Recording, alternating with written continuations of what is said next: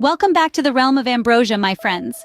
Today, we're embarking on a fascinating journey, exploring the significant difference between subcutaneous and visceral fat. You know, those pesky layers of fat that can either be a minor annoyance or a serious health concern? Well, it's not all about aesthetics. It's about the health implications that these types of fat can have on our bodies. Subcutaneous fat and visceral fat, they're not just two different types of fat.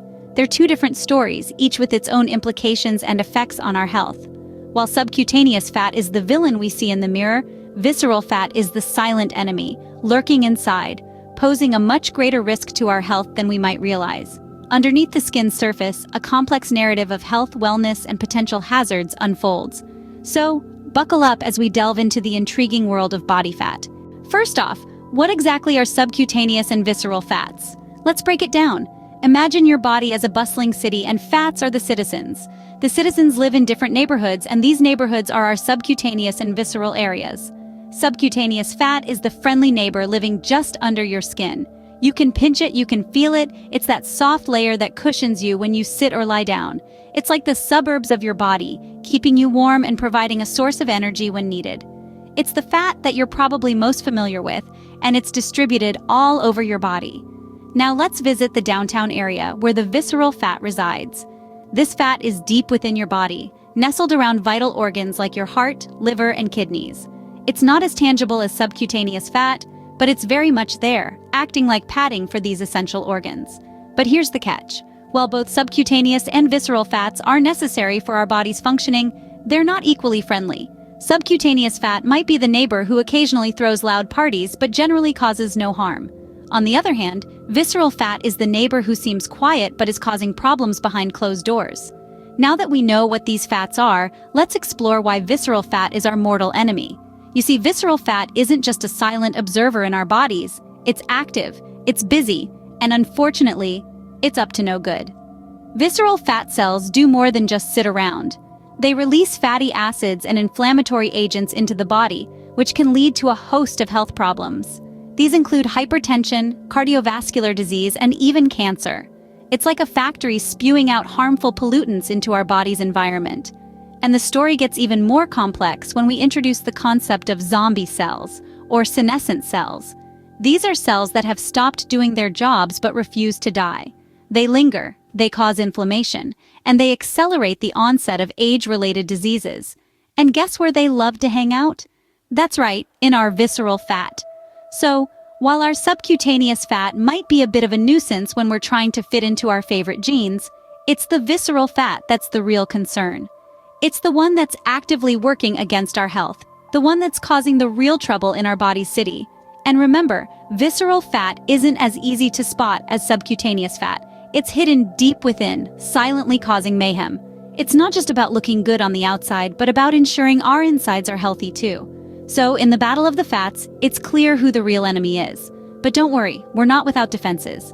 In our next scenes, we'll explore how to fight back against visceral fat and reclaim our health. So stay tuned, because knowledge is power, and it's time we took control of our city. Visceral fat, my friends, is not just an innocent bystander. It's a silent saboteur lurking in the shadows of our bodies, creating chaos and wreaking havoc in ways we least expect. It's a serial killer hell-bent on hiding its true intentions, if you will, and its effects on our health are far more serious than we might imagine. Visceral fat, unlike its cousin, subcutaneous fat, is deeply embedded in our bodies, wrapping itself around our vital organs like an unwelcome invader. And it's this proximity to our organs, particularly our kidneys, that makes it so dangerous. In a world where hypertension or high blood pressure is becoming worryingly common, visceral fat often plays the part of the villain. It wraps itself tightly around our kidneys, the very organs that keep our blood pressure in check, and interferes with their functioning. This leads to a chronic state of high blood pressure, which, if left unchecked, can result in severe health complications. But the dangers of visceral fat don't stop there. It's also a key player in the development of chronic inflammation, a condition that has been linked to a host of diseases. Chronic inflammation is like a fire that never goes out, constantly damaging our cells and tissues. It's a silent storm that rages within, causing our bodies to weaken over time. Cardiovascular diseases, those that affect our heart and blood vessels, have a close relationship with visceral fat. It's like a toxic relationship where one is constantly doing harm to the other. In this case, the visceral fat is the toxic partner, contributing to the buildup of plaque in our arteries, leading to atherosclerosis, heart attacks, and strokes. Autoimmune diseases, where our body's immune system mistakenly attacks our own cells, are also linked with visceral fat. It's like a double agent, working against us from the inside. It not only triggers inflammation but also disrupts the balance of our immune system, leading to conditions such as rheumatoid arthritis, lupus, and multiple sclerosis. And then there's cancer, the big C, the disease that strikes fear into the hearts of many. Visceral fat, with its pro-inflammatory nature, creates an environment conducive to the growth and spread of cancer cells. It's like a fertile ground, nourishing these rogue cells, enabling them to multiply and invade our bodies. In essence, visceral fat is a master of disguise. It hides in plain sight, causing damage in ways we may not immediately recognize. It's an enemy within, a silent killer that works quietly in the background, undermining our health bit by bit. So let's not underestimate the dangers of visceral fat. It's not just about aesthetics or how we look in the mirror. It's about our health, our well-being, and ultimately, our lives. It's about understanding that this seemingly innocuous fat is actually a ticking time bomb waiting to explode. As we can see, visceral fat is not our ally, but our foe. It's a threat that we need to address, an adversary that we need to conquer. And the first step in doing so is recognizing its dangers and understanding its impact on our health. Only then can we begin to fight back, reclaim our health, and live the vibrant, healthy lives we deserve. Taking a deeper dive, let's talk about zombie cells, or as they're scientifically known, senescent cells. These cells might sound like something straight out of a science fiction movie, but they're very real and play a significant role in our health. Senescent cells are essentially cells that have stopped dividing but refuse to die. They're like the old, broken-down cars of the cellular world. They're no longer functional, but they hang around, taking up space and causing problems. One of the places these senescent cells love to accumulate is in our fat tissue.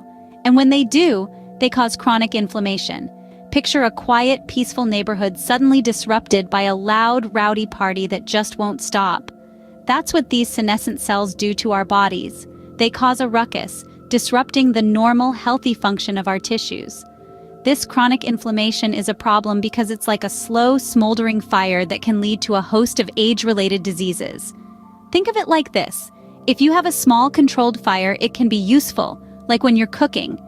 But if that fire gets out of control and starts to spread, it can cause significant damage. That's what chronic inflammation does in our bodies. It spreads and damages our tissues and organs.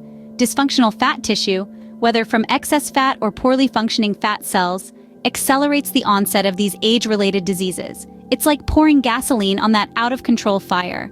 Obesity, for example, leads to reduced lifespan and clinical consequences similar to those common in aging. In old age, fat is often redistributed outside fat depots. It accumulates in places it shouldn't, like the bone marrow, muscle, liver, and other ectopic sites. This is akin to aging, where genetic and acquired syndromes are associated with fat tissue dysfunction, subcutaneous fat loss, increased visceral and ectopic fat, leading to metabolic syndrome. So, while we may not entirely stop the aging process, understanding the role of senescent cells in our health gives us a fighting chance against the diseases of aging. In essence, these zombie cells are aging us from the inside out. But fear not, we have weapons in our arsenal to combat this unseen enemy. While it may seem intimidating to wage a war against visceral fat, we are not defenseless. We have the power to make dietary and lifestyle changes that can profoundly impact our health. One of the most effective strategies to melt away the fatal visceral fat is eating one meal a day in the morning. You might be thinking, one meal a day? That's impossible. But let's break it down. The idea here is to give your body a long break from eating. This allows the body to use up its stored energy, including the dangerous visceral fat. By eating one nourishing meal in the morning, not only do you kickstart your metabolism, but you also provide your body with the energy it needs to function throughout the day. Remember, you only need to stick with this regimen until you achieve your desired level of health and fitness. Depending on your condition, it may take some time, but once you get there, you will absolutely find it more than worth it. Now, outside of this 3-hour period in the morning when you've had your meal, it's crucial to drink only pure water. Water not only keeps you hydrated, but also helps in flushing out toxins from the body. It aids in digestion and keeps the hunger pangs at bay. So the next time you feel the urge to snack, reach for a glass of water instead. But why is it so important to be disciplined and consistent in this approach?